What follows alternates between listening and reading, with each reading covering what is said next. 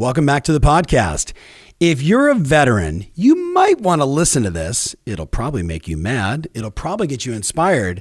But if you're under 5 years in the business and you want to know what 4 extraordinary new agents have done to stand out, to crush the competition, and to absolutely cement their place in their marketplace as successful agents, you're going to love this breakout session from the Success Summit where I had Phil Gerds, Mark Keller, Ali Vasquez, and Patrick Ferry. Yes, my little brother, no competition there or no pressure there with that last name.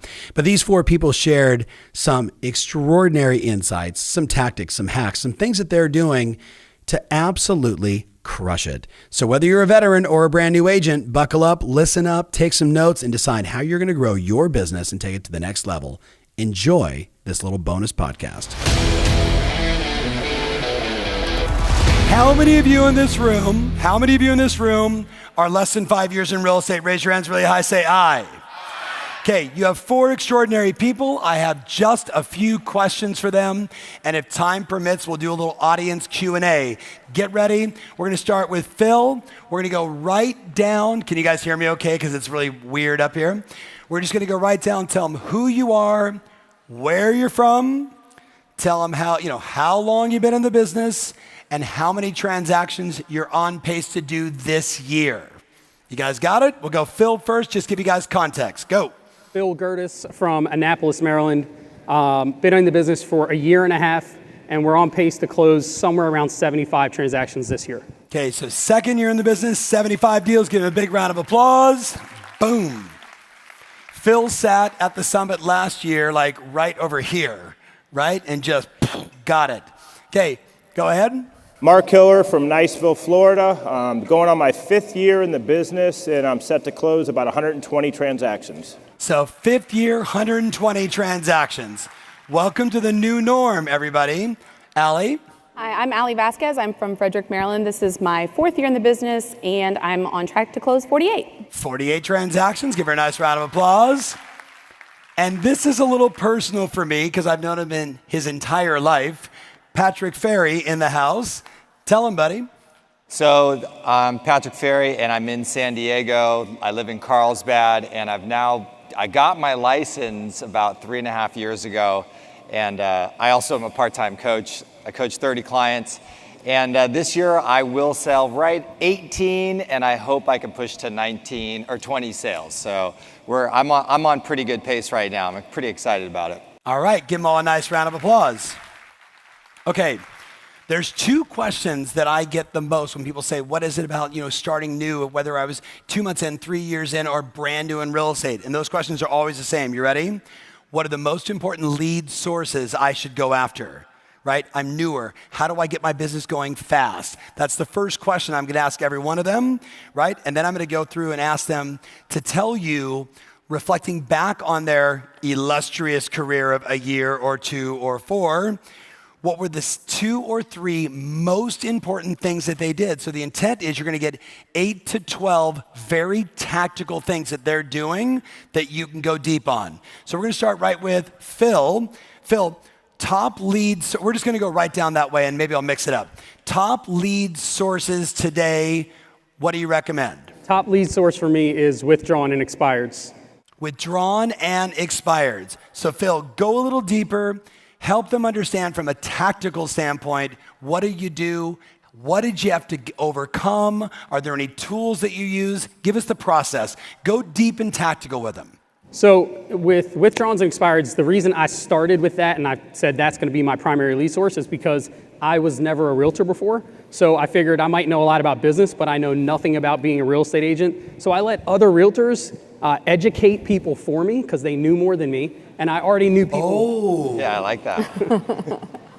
That's smart. Cool.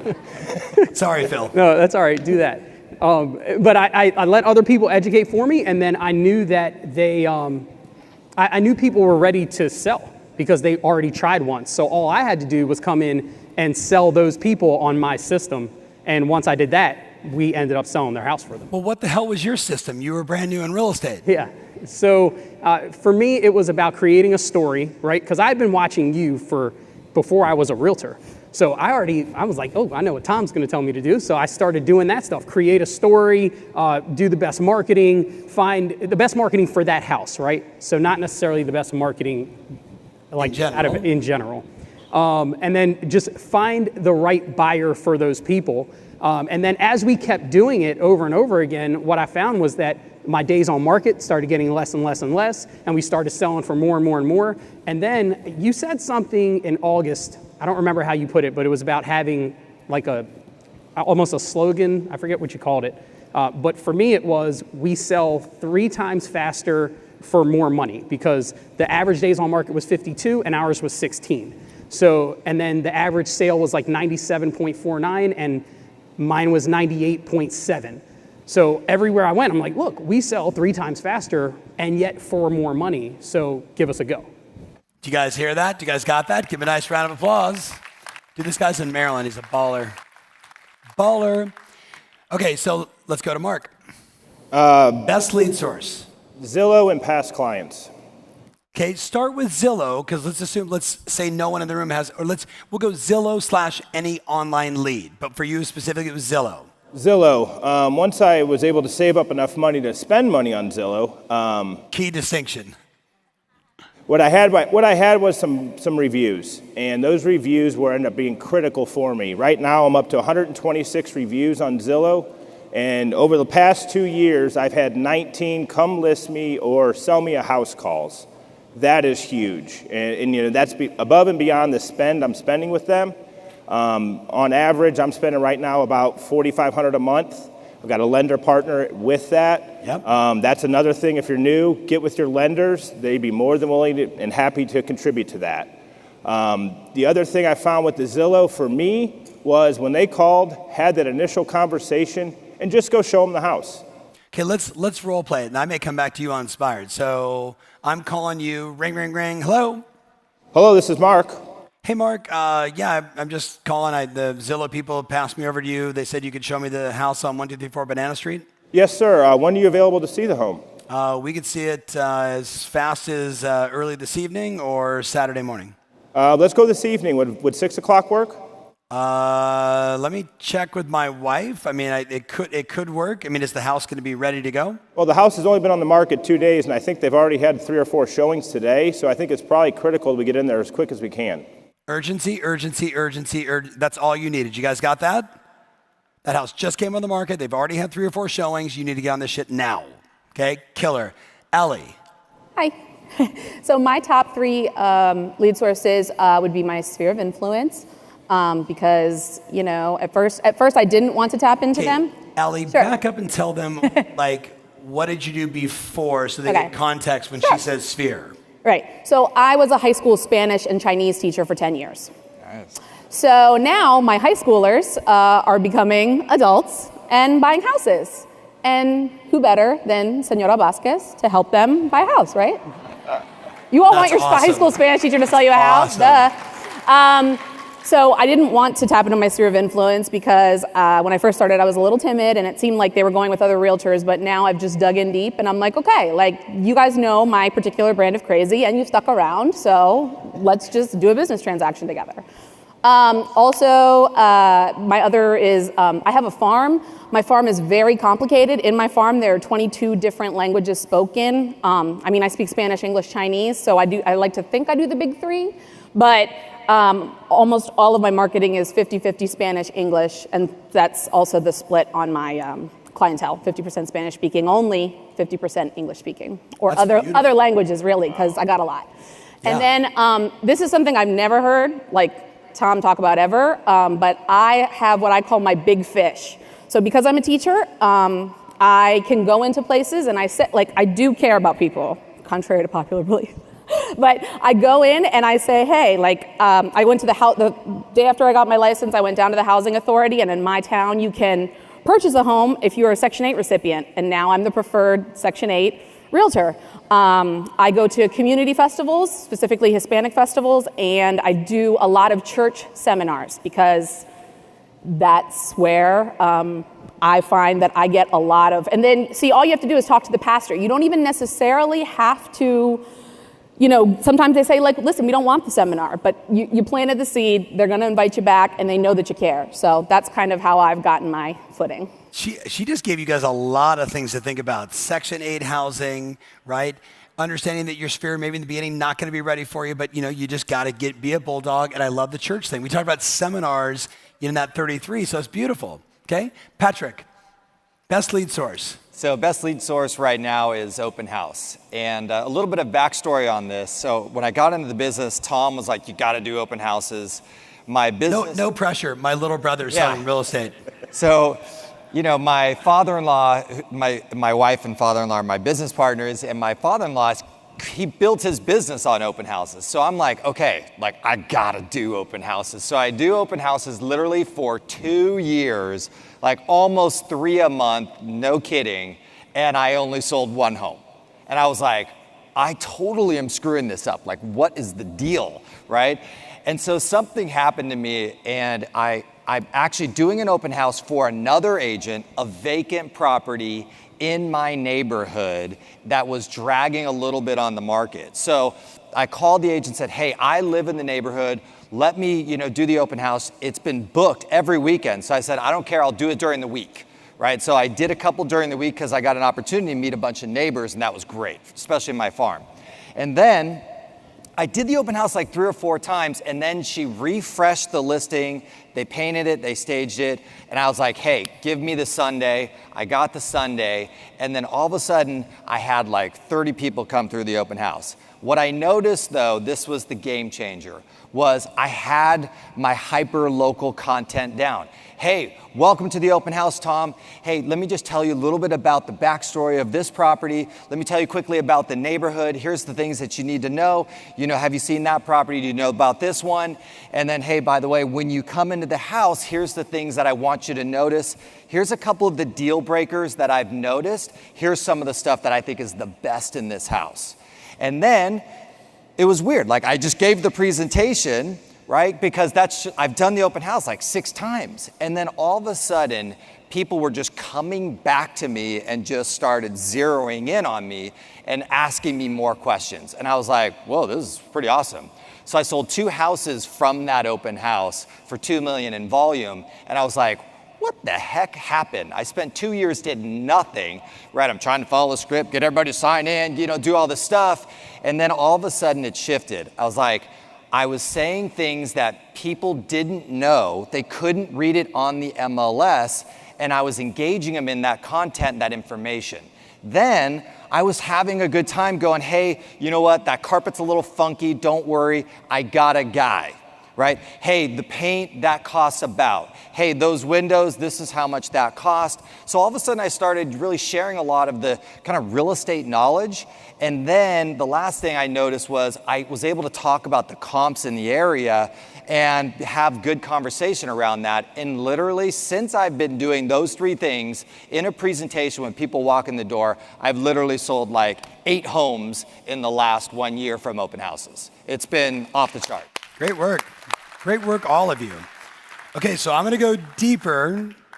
So I asked all of you to really think about 2 to 3 things tactically you did that work that you can transfer to the men and women inside this room.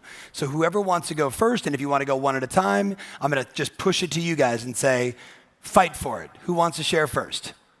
Go. So when it comes to withdrawals and expired, I was explaining this in the back, I looked at it like baseball.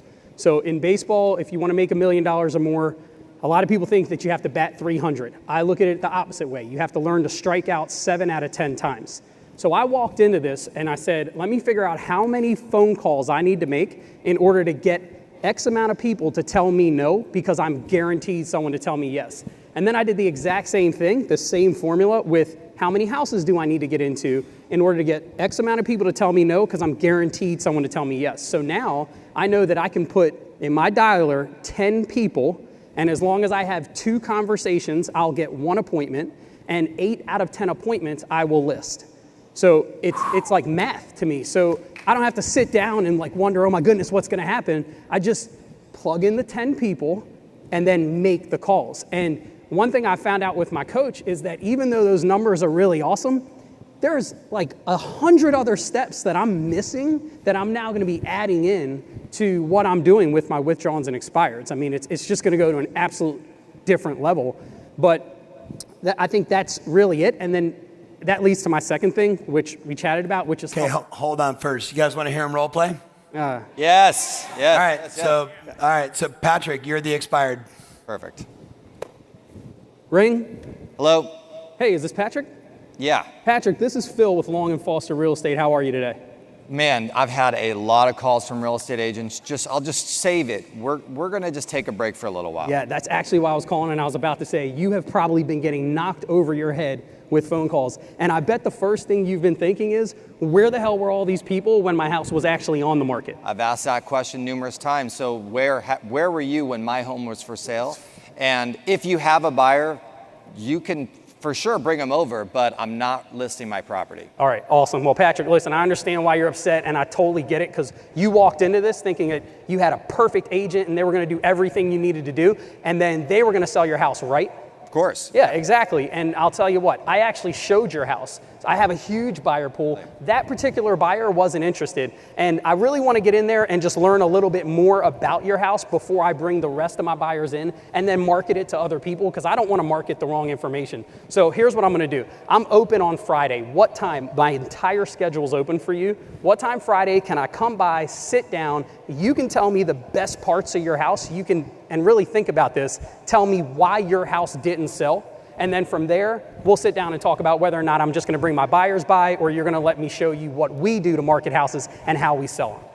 Friday's not a good day. All right, great. What day's a good day for you? We can go to Saturday, or we can go into next week on Tuesday. I got to talk to my wife first. I can't make a decision without her. Perfect. And like I said, my Friday's wide open, but Patrick, the truth is the rest of the days are really booked. So let's go tentative 10 a.m. on Saturday. If something changes, I'll have my assistant call you on Friday to confirm. But if something changes, we'll just switch the date. Does that sound good? That's fair. Can you send me some information? I just need to find out a little bit more about who you are before I let you in my house. Absolutely. I'm actually going to send you my Zillow reviews, and I'm also going to send you my pre-listing guide. So not only are you going to learn about me, but you're going to learn about my entire marketing plan. So here's what I suggest you do, and I'm going to let you go because I know you got 10 other realtors about to call you. So here's what I'm going to let you do. When I send you my listing guide, go through it and come up with 3 to 5 questions that you and your wife want to know. Hey, Phil, how do you do this, and how has it worked so well for you? And then we'll go through that and talk. Sounds good. Awesome. See you Saturday at 10. Nice. Damn. Nice work. Hey, guys, that's 1.5 years in the business. You think he's maybe practiced that a few times? What do you guys think? And you hear he was just ripping on all that stuff. And notice he also stood up when he started presenting. Interesting. Okay, Martin, let's go next.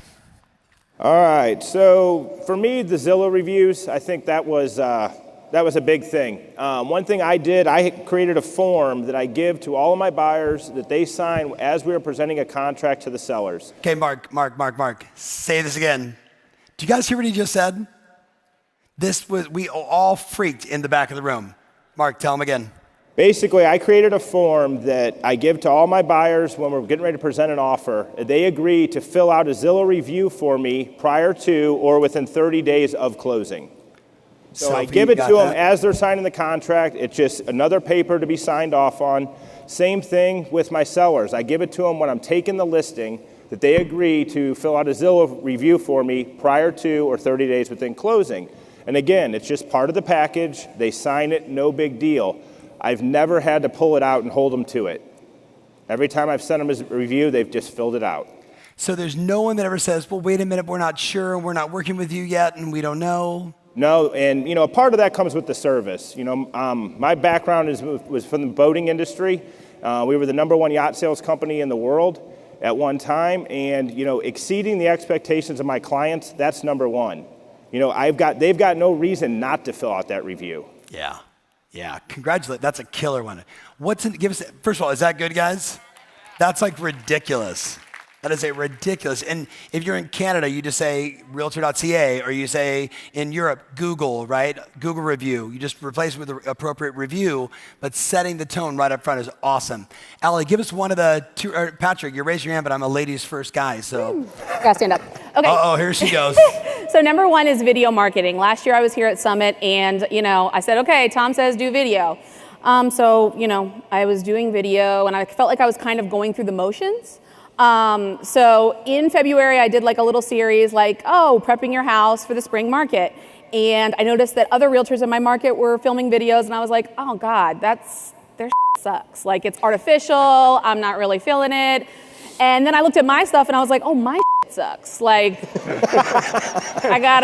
and so I did what was natural to me. And so on Valentine's Day, I told my husband, please take the kids and I'm going in the bathtub and I'm filming a video.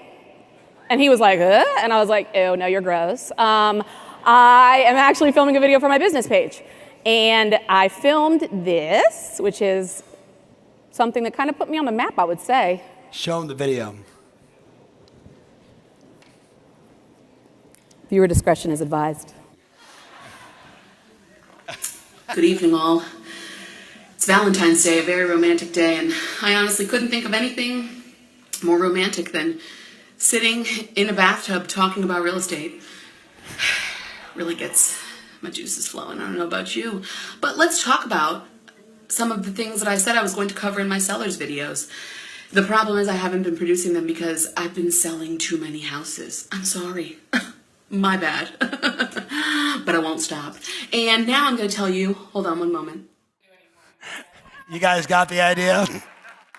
Give her a big round of applause.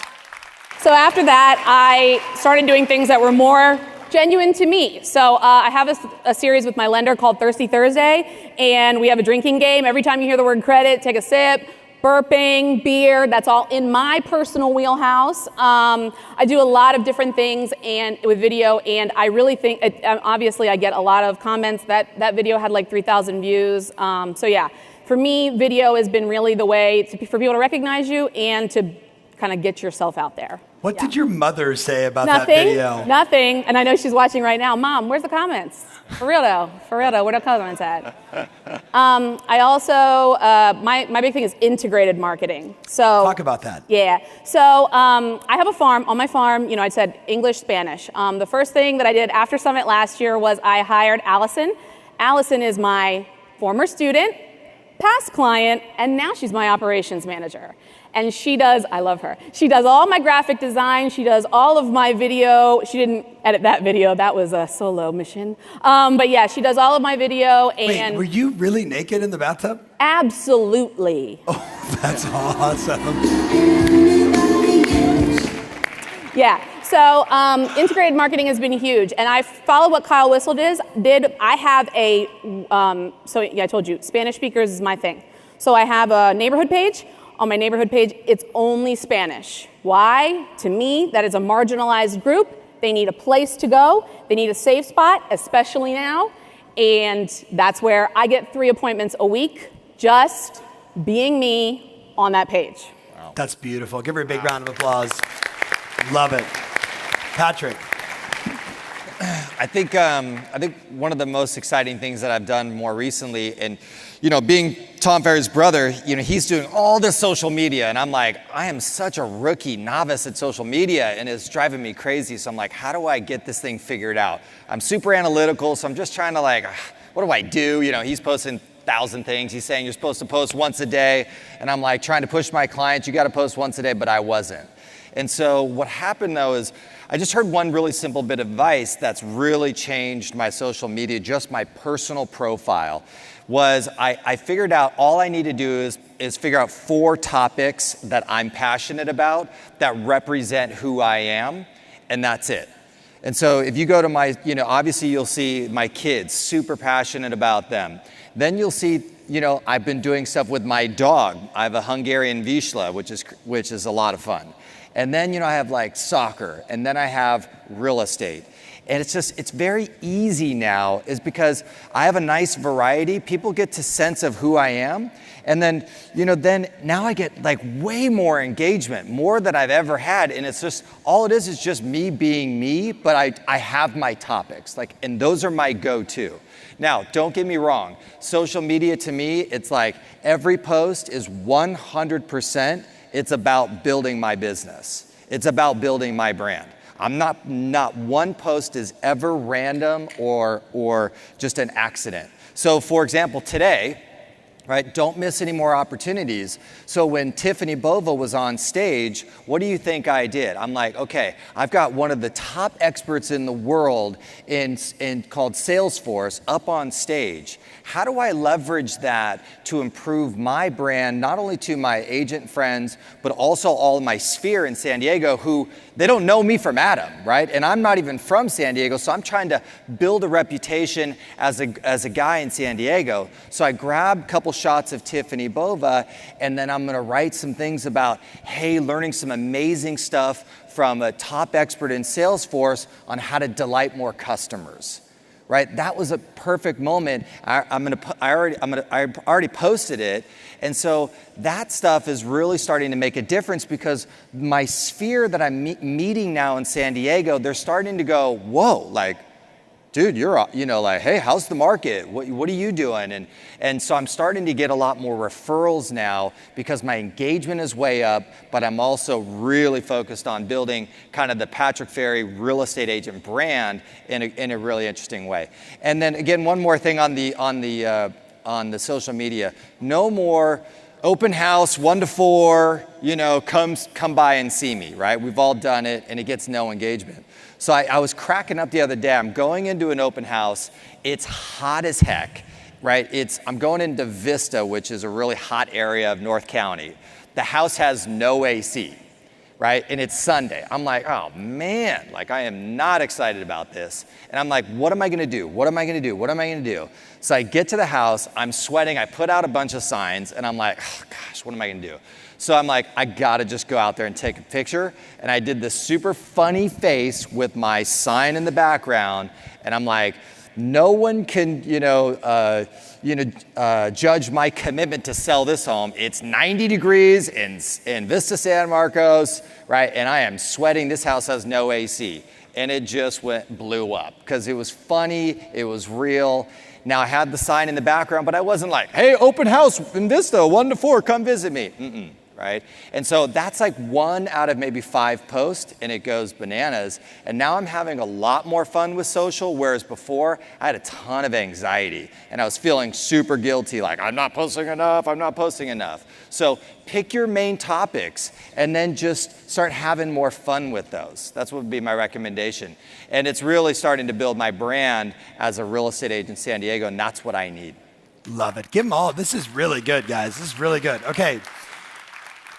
I got 4 minutes, so you got 1 minute each. I either want the next best point, Phil, next best point, Mark, or I want the biggest mistake they need to avoid. The you did that you're like, oh, you with me? Because we learn times, more from our mistakes, right? So whoever wants to go first, Allie, Mark, whoever.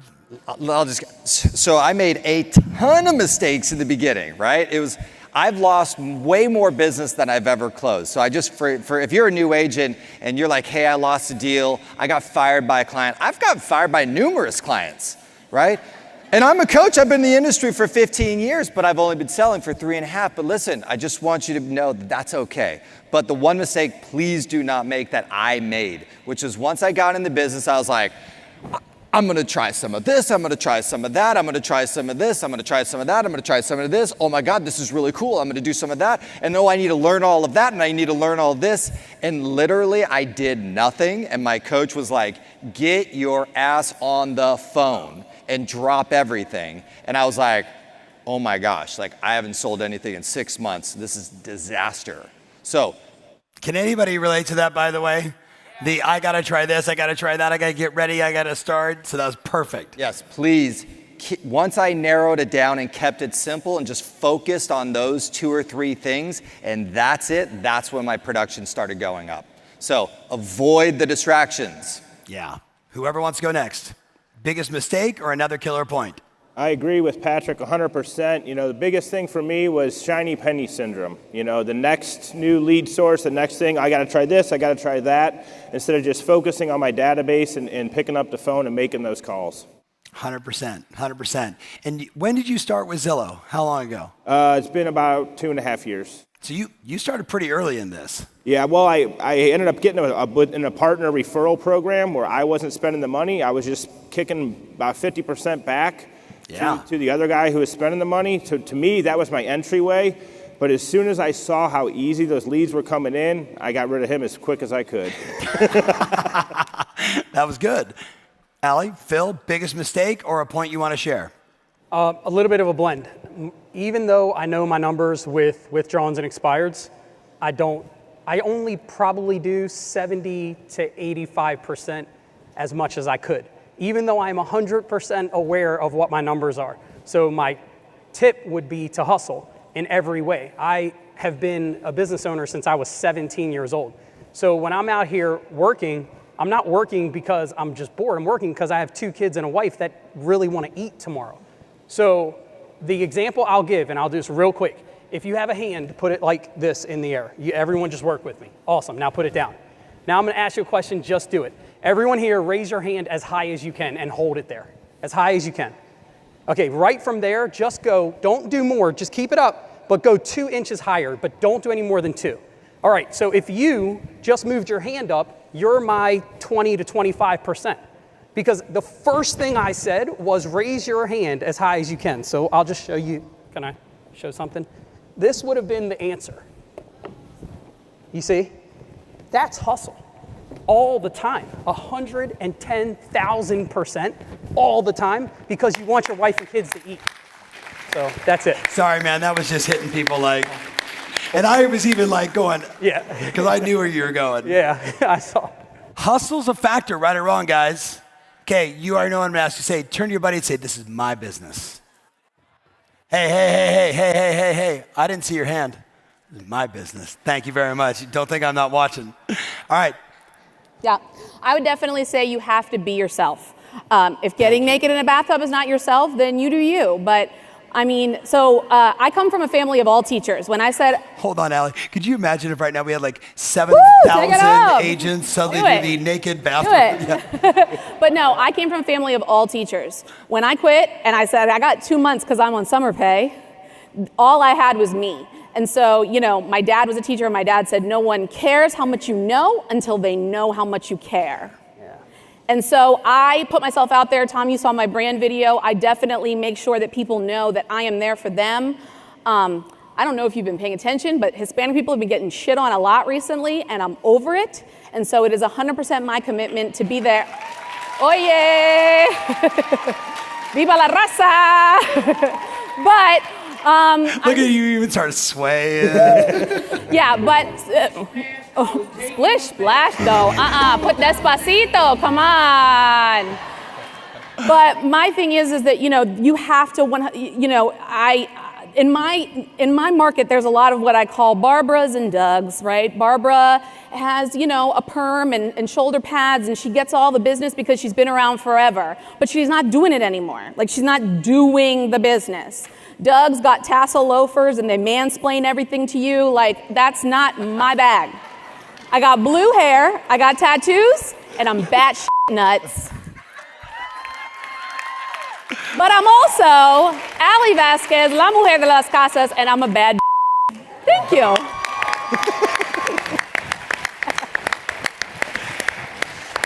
Okay. We only have 2 minutes. I got time for one question. Who's got a question? We only got 2 minutes. Who's got a question? Okay, I'm coming right to you. I'm going right here, sir. It's the only one. I got to do one question. Okay, Virginia, hold on. Yeah.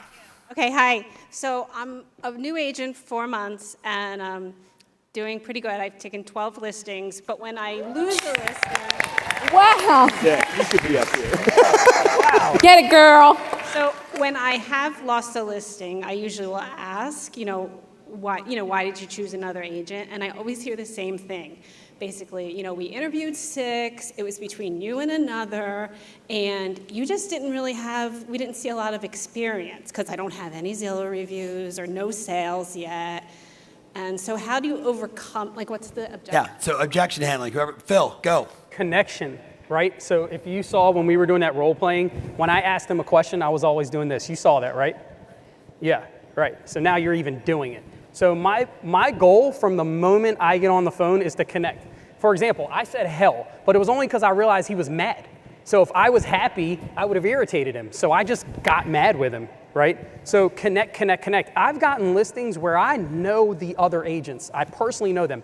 And the flat out truth is they're better than me. And I still got the listing because when I left there, those people felt like I just was part of them. You know, we're family now.